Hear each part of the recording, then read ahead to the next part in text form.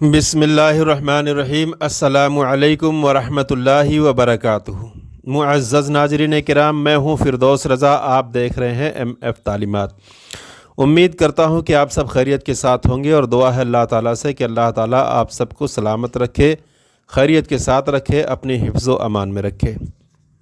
मोहतरम नाज़रीन किराम, अब तक मैंने कई वीडियो में ईमान के ताल्लुक़ से, ईमान व अक़ीदे के ताल्लुक़ से, फ़रिश्तों के ताल्लुक़ से, क़यामत और जन्नत दोज़ख के ताल्लुक़ से कुछ बातें आप तक मैंने पहुँचाने की कोशिश की।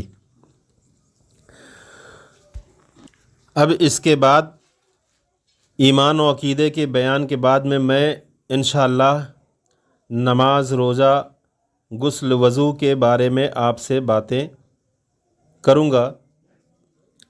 आज इस वीडियो में मैं बताऊँगा कि ईमान और अक़ीदा सही करने के बाद सबसे फ़र्ज़ों में बड़ा फ़र्ज़ कौन सा है। गुजारिश है कि इस वीडियो में आखिर तक बने रहें। वीडियो को लाइक कर दें, चैनल पर नए आए हैं तो सब्सक्राइब करना बिल्कुल ना भूलें। मोहतरम हज़रात, ईमान और अक़ीदा सही कर लेने के बाद सब फ़र्ज़ों में सबसे बड़ा फ़र्ज़ जो है वो नमाज है। सबसे बड़ा फ़र्ज़ जो है वो नमाज है। क़ुरान और हदीस में इसकी बड़ी ताकीद आई है। जो नमाज को फ़र्ज़ न माने, जो मुसलमान नमाज को फ़र्ज़ न माने या हल्का जाने, वो काफिर है। और जो ना पढ़े वो बड़ा गुनहगार है। आखिरत में जहन्नम में डाला जाएगा और बादशाह इस्लाम उसको कत्ल कर दे। यानी अगर इस्लामी हुकूमत हो तो बादशाह इस्लाम को ये हक़ है कि उस बेनमाजी को, जो नमाज नहीं पढ़ता, उसको कत्ल कर दे। किस उम्र में बच्चा को नमाज सिखाई जाए? बच्चा जब 7 बरस का हो जाए तो उसे नमाज पढ़ाना, बताना चाहिए। और जब 10 बरस का हो जाए तो मार कर पढ़ाई जाए। क़ब्ल इसके कि हम नमाज पढ़ने का तरीक़ा बताएं, इन 6 बातों को बताते हैं जिनके बग़ैर नमाज शुरू ही नहीं हो सकती। यानी आगे मैं आपको नमाज के बारे में बताने वाला हूँ, मगर उससे पहले इस वीडियो में मैं ये 6 बातें आपको बता देता हूँ जिनके बग़ैर नमाज शुरू ही नहीं हो सकती।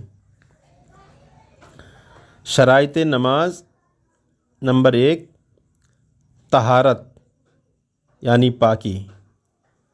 नमाज पढ़ने के लिए सबसे पहली शर्त जो है वो तहारत है, यानी पाकी हासिल करना है। दूसरी शर्त क्या है कि सत्रे औरत।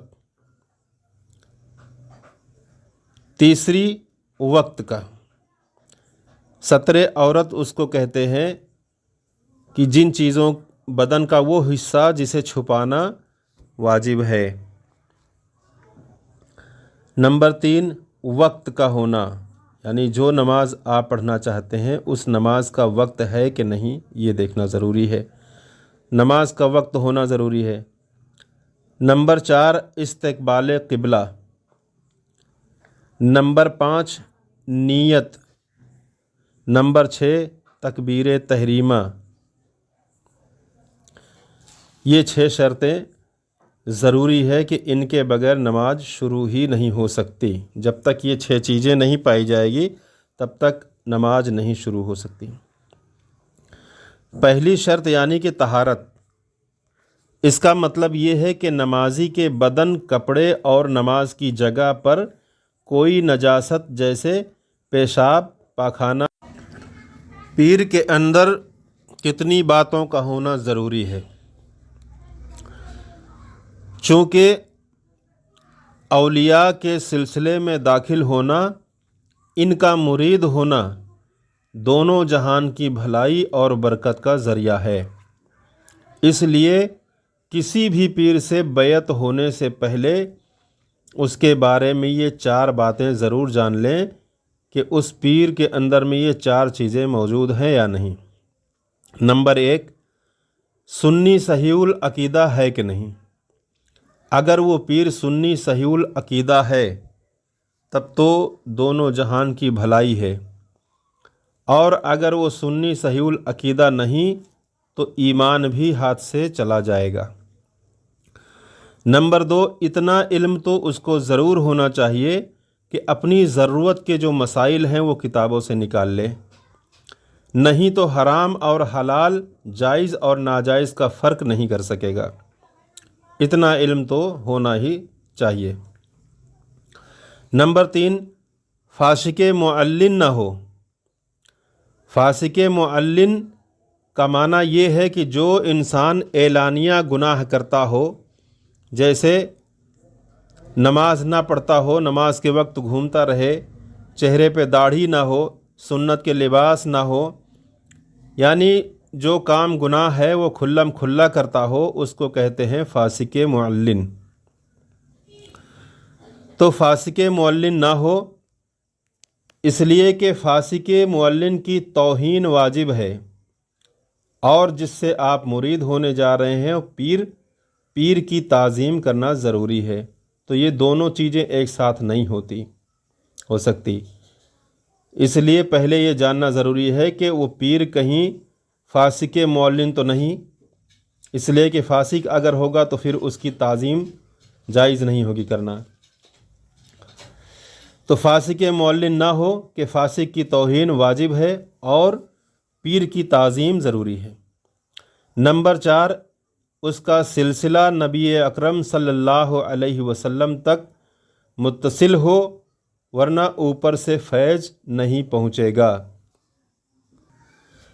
और तकलीद किसको कहते हैं? तो तकलीद का ये माना है, तकलीद यानी दीन के चारों इमामों में से किसी एक के तरीके पर अहकाम शरिया बजा लाना। मसलन इमाम आज़म अबू हनीफ़ा रज़ियल्लाहु ताला अन्हु, या इमाम मालिक, या इमाम शाफ़ई, या इमाम हम्बल के तौर पर नमाज, रोज़ा, हज, ज़कात वग़ैरह अदा करना। किसी एक इमाम की पैरवी वाजिब है, यानी इन चारों इमामों में से किसी एक इमाम की पैरवी करना वाजिब है। इसी को तकलीद शख्सी कहते हैं।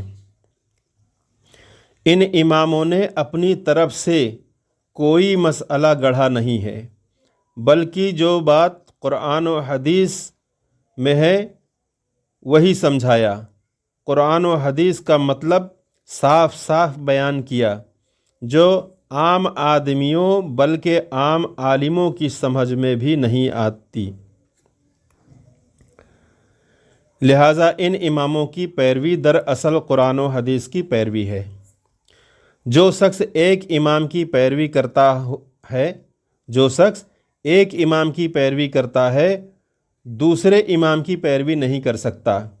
मसलन ये नहीं हो सकता कि कुछ मसलों में एक इमाम की पैरवी करे और कुछ मसलों में दूसरे इमाम की पैरवी करे, बल्कि तमाम मसाइल में एक की ही पैरवी कर सकता है। एक इमाम की पैरवी वाजिब है, और ये भी जायज़ नहीं कि हनफी शाफ़ई हो जाए या शाफ़ई हनफी हो जाए, बल्कि जो आज तक जिस इमाम का मुक़ल्लिद रहा हो, आइंदा भी उसी की तकलीद करे। और अब तमाम उलमा का इत्तेफाक है कि इन चारों इमामों के अलावा किसी और इमाम व मुजतहिद की तकलीद जायज़ नहीं। उम्मीद करता हूँ कि ये सारी बातें आपको अच्छी तरह से समझ आ गई होगी। गुजारिश है कि इसको ज़्यादा से ज़्यादा लोगों में शेयर कर दें, और वीडियो को अब तक अगर लाइक नहीं किया है तो लाइक ज़रूर कर दें। चैनल पर नए आए हैं तो सब्सक्राइब भी कर दें। अस्सलामु अलैकुम व रहमतुल्लाहि व बरकातुहू।